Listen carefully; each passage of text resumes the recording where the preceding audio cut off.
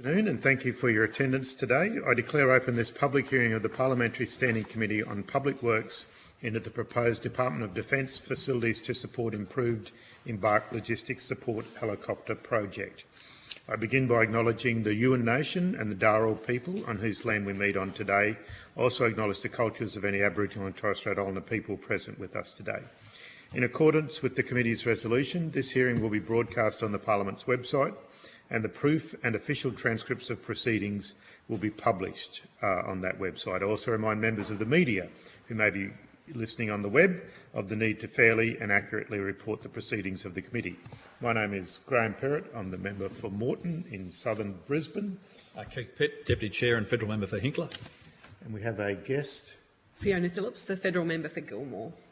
Thank you for letting us into your area. And I think we have some people online. Anyone from the ACT?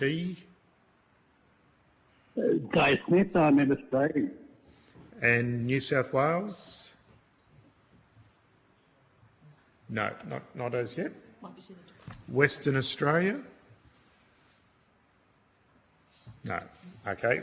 I think some senators from those states will be joining us soon, hopefully. I now welcome representatives from the Department of Defence to give evidence. For the Hansard record, would you please each state your full name and the capacity in which you appear? Air Commodore Ron Tilley. I'm the Director-General Capital Facilities and Infrastructure. Commodore Michael Turner. I am the Director-General of Maritime Integrated Capabilities.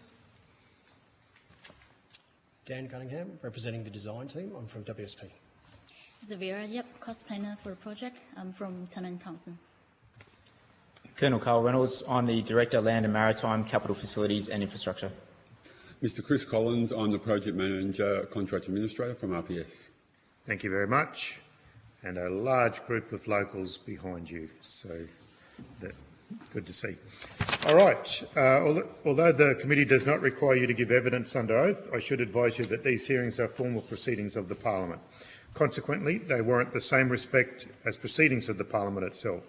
Giving false or misleading evidence is a serious matter and may be regarded as contempt of Parliament. Air Commodore Tilley, thank you for taking us on a tour this morning of your facility. Would you like to make a brief introductory comment before we proceed to questions? Yes, thank you, Chair. This project proposes to deliver new and upgraded facilities and infrastructure to support the introduction of an additional 12 new Romeo helicopters for the Royal Australian Navy that will be home-based at HMAS Albatross near Nowra in New South Wales.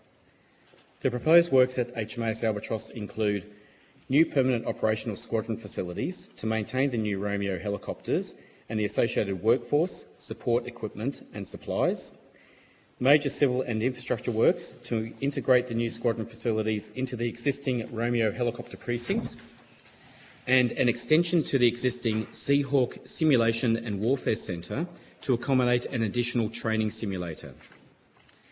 The project also proposes to provide additional equipment storage at the existing helicopter support facility at HMAS Stirling near Perth in Western Australia. The total estimated cost of the proposed works is $146 million, which includes $13.3 million in contingency. The project will encourage local industry participation in accordance with Commonwealth procurement requirements and will provide opportunities for small and medium enterprises to deliver construction trade packages under the head contractor.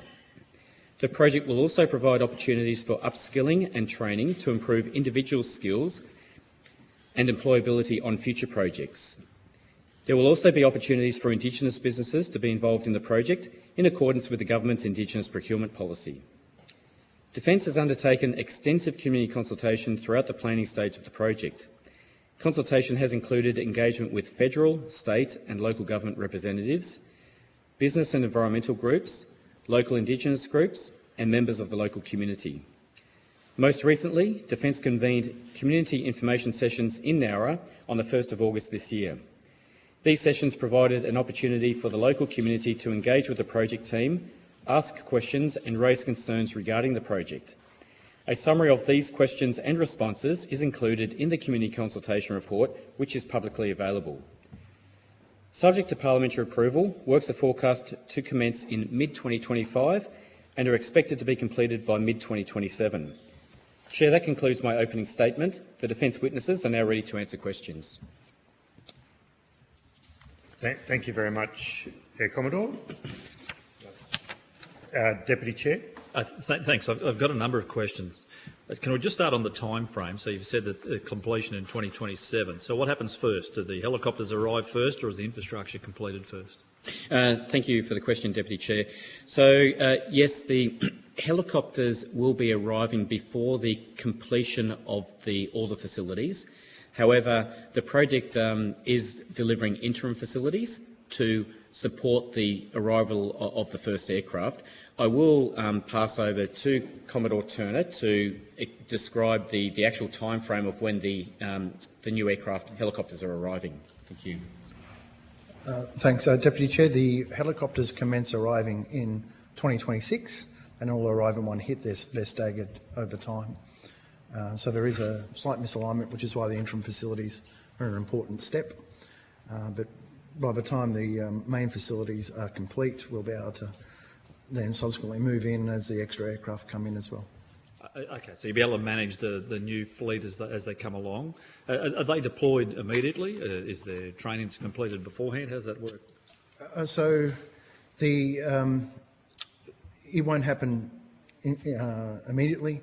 There's a large workforce element, the upskilling of our people, not only the people with 5 aircraft, but the maintenance sailors behind it. So we'll see a gradual ramp up to full capacity in the early 2030s before the workforce has readjusted to the increased size of the helicopter fleet. So just To go to the US, sorry, Deputy Chair, US beforehand, or there's enough capability here? So at the moment, there's enough capability here because some of these are tied to new ships as they come in, and it's manageable. So it will be a matter of increasing our capacity from what it existing is. So it's all in the longer term plan. Thanks. And just to come to some of the project risks, do you expect you'll have any issues with unexploded ordnance? How will that be dealt with? And then PFAS on site? Thank you, Deputy Chair. So, yes, the project has identified that there potentially could be asbestos or PFAS or other dangerous materials to be present on the site, and these will need to be treated accordingly. When it comes to actual PFAS, HMAS Albatross is known to contain a number of contaminated sites. Intrusive investigations have confirmed that contaminants, such as PFAS, that have been identified are below the commercial or industrial land use criteria in the proposed areas where the development will occur. So it's been concluded that the reuse of disturbed material or soil during the development will be acceptable on site. What I will do is ask our design representative, Mr Cunningham, to provide further details regarding any contamination material, but also your question involved unexploded ordnance as well. So I'll pass over to Mr Cunningham now. Thank you. Thank you. Intrusive investigations have been completed during the design process, desktop studies as well. There's no unexploded ordnance expected to be found during these works. As Ron Tilley mentioned, the levels of PFAS that have been found during some of those intrusive investigations are below a level that are suitable for reuse, and that those contaminated soils are expected to be reused in a buried nature beneath pavements and buildings and in some landscaped areas. The head contractor engaged for the works will have to do a construction environmental management plan, and they'll adhere to the process in that if they do come across any contaminated soil during their works. So keep it on site. Yes. To see there's a waterway nearby, so containing everything. Correct. It'll be buried under facilities nowhere near the waterway. So just moving to the options that were considered, I noted in the option that wasn't taken, there was a significant increase in the car park size. Given I expect you'll have a large change in workforce numbers and staff, and you do have a lot of residential staff that live in the local district. At what stage do you think you'll actually run out of car parking? That upgrade will have to happen anyway. Yes, thank you, Deputy Chair. So with the preferred option that we're putting forward today, we will be providing an additional 120 car parks. However, as you mentioned, the full scope option that we are not proposing to proceed with, that has an additional 80 car parks on top of the 120 car parks, so around about 200 car parks all up. We're not proceeding with that option primarily due to budget pressures. However, I will ask our Commodore Turner, the project sponsor, to provide some information about the capacity of additional car parks we are providing, how long that will last for, and whether it will be a requirement in the future for additional car parks. I note that when we inspected today, the car park was full and cars were down the road in the public area, I guess, would it be? Or the... And they're also parked on the grass verge behind the sealed car park, I noticed as well. So the workforce growth, Chair, across into the 2030s is around an extra 200 or so, less than the number of car parks. Car parks is a constant management challenge on any base.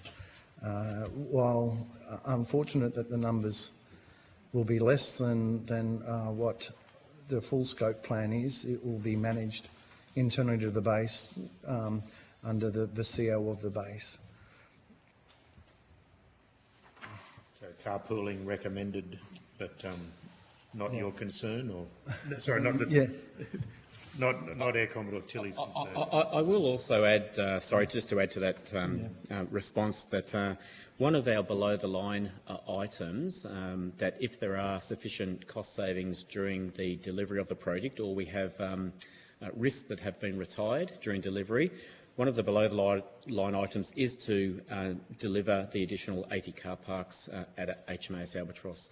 So, level, isn't it? It's not like on grade. You're not going up. Correct, so that's right. You just go out as if the money's there, you'll go further.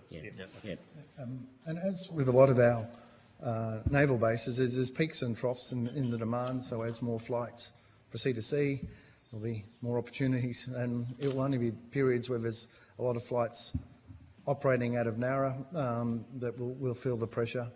But this is common across a lot of our bases, and we'll just manage it unless, in the fullness of time, additional capacity is actually built. Those new 120 car parks, will any of them have electric vehicle charging points? Thank you, Chair. I will pass that question to that little hand grenade, Air Commodore? I'll pass the question to our design representative, Mr Cunningham, to provide details on any EV charging points. Thank you. The short answer to that is we're designing for but not with on that infrastructure to the car park. We're putting in conduits and switchboards with capacity for future EV charging. We're not installing the EV charging equipment today. Okay. So flick paths from here, flick paths to someone else down the track. No. The problem at the moment, Chair, across the Defence Estate, we're still developing the EV charging policy, and we've just got to be careful that we don't provide free petrol for members driving their private vehicles onto the base. So we'd need to work out, if we do provide EV charging points, then we need to somehow be able to charge people to charge their vehicles. Not to mention people that might have access to those vehicles' security systems in terms of... Correct, that's the other issue. A couple more, Chair, if that's okay. Just to come to the new simulator, and thanks for the opportunity to test drive the simulator today, it was fantastic. But you've already got some. Why do you need another one? Okay, thanks, Deputy Chair. I will pass that question also to Commodore Turner to provide a response to that question. Deputy Chair, thank you for the question. It increases our capacity, which we're doing with the aircraft themselves. So an extra 12 aircraft, there's an expectation that will include a requirement for more simulation time, and also provides far more flexibility. So in your tour today, you had the opportunity to see one which had recently been upgraded. So the upgrade process, just like the aircraft, continues for the facilities. If you only got two and one is offline for upgrade, it really leaves you one with all the squadrons competing for it. So the additional simulator provides a lot more flexibility, and it is an asset which is utilised regularly. So it will increase our ability to train at the high-end warfare tasks, which are not necessarily able to be achieved by physically flying the aircraft on exercise. So it's increases our likelihood of having simulators available and increases our ability to keep our pilots and aircrew current. I'm assuming it decreases the risk for your aircrew and pilots as well? Certainly there are things in a simulator you only want to exercise in a simulator, and to give them the confidence that it should happen in the real world, that they know what to do. So that element of the simulator training, that emergency response, is a very important element of simulator-based training. Just one more, Chair, if that's all right. So the Romeos, they are likely to be stationed at other naval facilities across the country. Do they have the facilities to be able to do that? Can you service them there? You've got the infrastructure to support them? Thanks, Deputy Chair. The smaller facility at Fleet Base West, HMAS Stirling, is capable of, is designed to support the flights embarked in ships based out of Fleet Base West. So a smaller footprint, we don't have as many ships out there. So that's the other facility in Australia, which is custom designed to support this aircraft type. In extremis, we could land these things in any military base, and we regularly operate them out of other military bases. If I was to use the recent exercise Kakadu out of Darwin, we had flights flying out of RAF Darwin in support of that exercise. But when it comes to maintenance and logistics support, centred in Nowra, supported from Stirling, and anything beyond that is on a case-by-case or ad hoc basis. So just for the benefit of those who might be listening, given it's a public hearing, what's the main purpose of the Romeo helicopter? What do you use it for? So Romeo is one of the world's best naval helicopters. We use it. It's a US Navy-based system. Our Romeo is aligned to the US system, the US capability. So its primary roles are anti-submarine warfare, anti-surface warfare, logistics support, and all of them are capable of search and rescue style functions. Thanks, Joe. A multi-purpose, all-purpose. Yeah. Okay. All weather. Okay. Mr. Smith, online. Thanks, Chair. Just a bit of a general question, really, in terms of there are quite a few projects going on at HMAS Albatross. How are those works proceeding? And are there any lessons learned regarding workforce challenges and availability that might impact on this project? Okay, thank you, Mr. Smith. It's Air Commodore Tilley here. I think your question was about the other projects currently happening at HMAS Albatross and the capacity of the local workforce. Yep, that's right. Okay, thanks. So, yes, there are some other works occurring at HMAS Albatross. In particular, there's a major airfield maintenance program happening at the moment on the base. The project team has considered the local, the capacity of the local construction sector in the Shoalhaven region. So what I'll do now is ask our project manager, Mr. Collins, to provide some further information regarding the market sounding, let's say, activity that they've undertaken to just consider the capacity of the local workforce to support this project. Yeah. Thank you, Mr. Smith. Excuse me. It's Mr. Collins. In response to the question, we've recently undertaking a shortlisting process, or ITR, invitation to register. In that register, we actually received a significant amount of responses. We're currently going through the shortlist at the moment, and in summary to that, we're really confident that there is sufficient capacity both in the region as well as in the neighbouring capital cities to support it from a management perspective. And in terms of how the tenderers will respond the first half of next year through that shortlisting process, They will also be required to provide a local industry participation plan, which will talk about how they engage with the local industry, both in addition to the Indigenous participation, as well as the local region.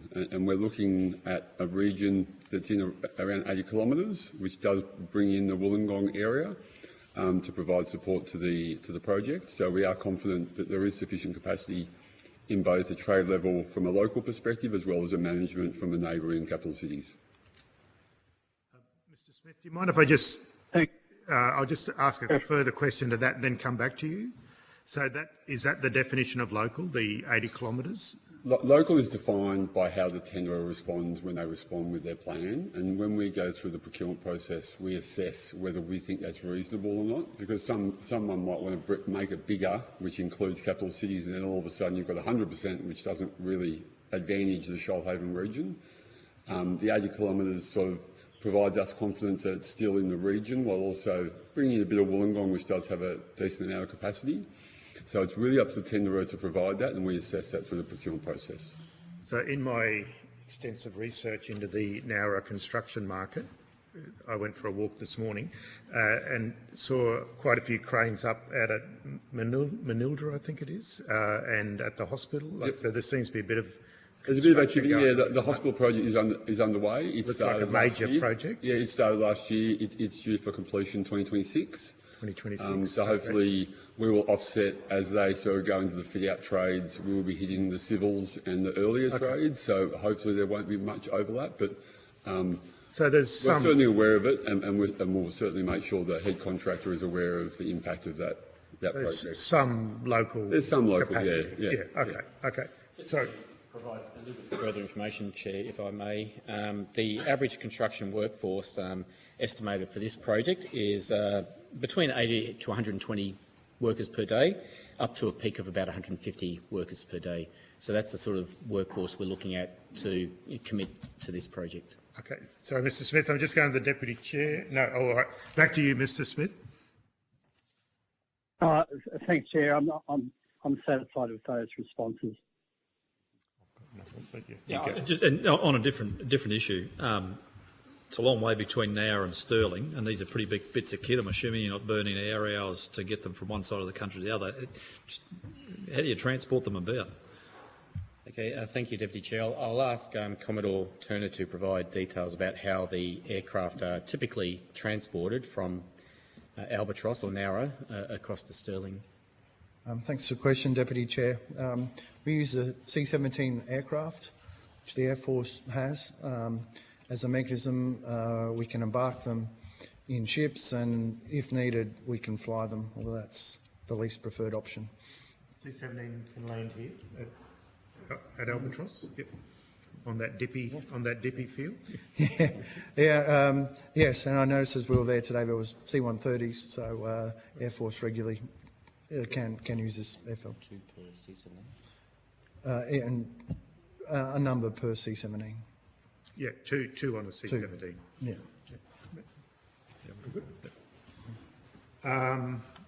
It appears that the base is obviously going to become busier, not just with the 120, but with the personnel and the like after the facilities are built. Do any services such as water, power, outflows require upgrading at the point at which they enter the base? And will the works have any impact on local utilities either now or in the future? Thank you, Chair. I will ask our design representative, Mr Cunningham, to provide a response to that question regarding the local engineering services and the capacity, that they've got sufficient capacity to support the increase in the workforce. Thank you. I can confirm that the existing utilities infrastructure can support this project without upgrade. We have engaged with local council and Shoalhaven Water to confirm that. The potable water supplying the site, the sewer system connected to the site and the electrical infrastructure provided to the site is sufficient for the project.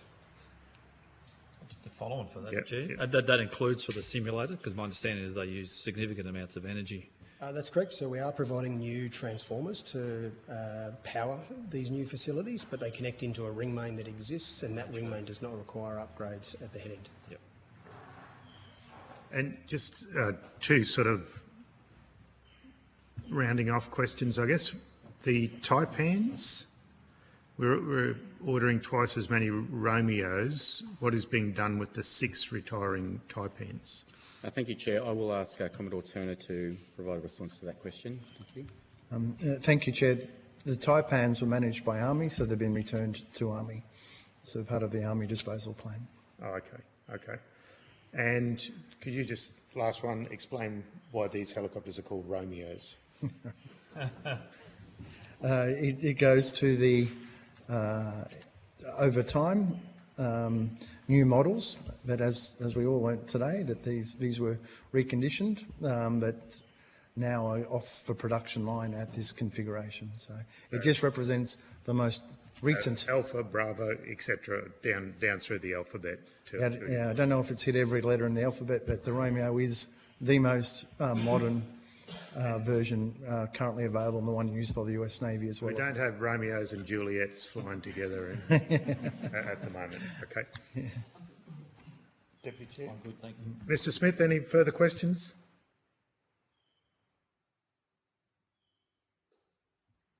All good, Chair. Thanks, Mr. Smith. All right. Well, thank you very much for your attendance here today. You'll be sent a copy of the transcript to make any corrections to the transcription. And in that transcript, you will note the Chair publicly stating his thanks to Air Commodore Ron Tilley for his great service to the Public Works Committee and the Australian people over many years, since I think this is your last Public Works hearing, Air Commodore Tilley. I think that's correct, Chair, unless we're able to squeeze another one in right at the end of the year. But this will probably be the last. Just in case we don't, I think I can speak on behalf of the Coalition and the Independents. Well, never on behalf of the Coalition, but on behalf of the members of the committee, for certain. The members of the committee. We really thank you for your service and the great diligence, thoroughness that you bring to this committee. It's been a pleasure to work with you, and I think your successor's got some very big shoes to fill, but thank you very much.